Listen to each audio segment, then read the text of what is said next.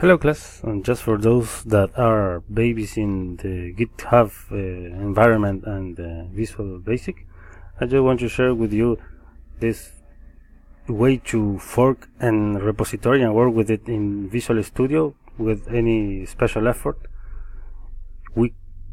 So the rhetorical situation is that I want to work with the repository of a teammate and have a copy of it in my desktop here in my application.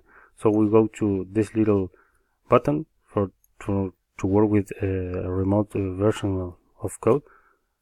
Take the URL, place the URL here from the repository of my teammate. Browse a folder that where I want to have my local repository, clone, and it will start to work here, and will clone the repository to my own local repository. Here I have already done it, and here it is, all the folders, all the stuff, and we can start at no time with working with that. And this is all I wanted to share with you, and have a nice day, people.